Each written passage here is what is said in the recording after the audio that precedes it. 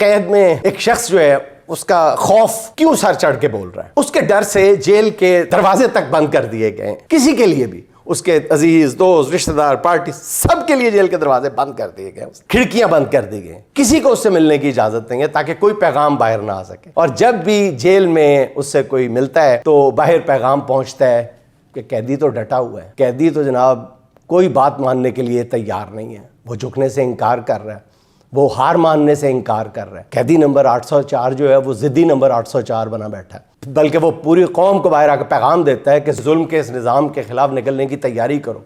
3 سال سے وہ یہی بات کر رہا ہے. اسے قید تنہائی میں ڈال کر دیکھ لیا، ذاتی معالجین کی رسائی تک روک دی گئی، بچوں سے بات کرائے ہوئے عرصہ بیت گیا. پتہ نہیں ناظرین یہ قیدی کس مٹی کا بنا ہوا ہے. اس کے خوف سے آئین کا حلیہ بگاڑ کے رکھ دیا گیا، دفن کر کے رکھ دیا گیا، اور اس کے گرانے کے شوق میں ریاست کا ہر ادارہ اوندے منہ گرا پڑا. اس قیدی کو رسوا کرنے کے شوق میں بڑے بڑے عہدے اور منصب جو ہیں وہ بے توقیر ہو گئے ہیں، مگر قیدی جو ہے وہ اب بھی مقتل میں ڈٹ کے کھڑا ہے. عمران خان کے بعد حکومت کو ایک ہر روز نئی مشکل کا سامنا ہے، اور وہ ایک اب نئی جو مشکل ہے وہ ہے کپتان کا اوپنر سہیل افریدی.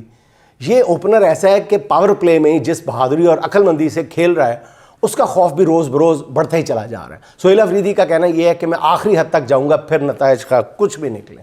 وہ کہتے ہیں کہ ہم مڈل کلاس کے پاس ہارنے کے لیے کچھ نہیں ہے، لیکن جیتنے کے لیے پوری دنیا ہوتی ہے، اور ہم یہ دنیا جیتیں گے.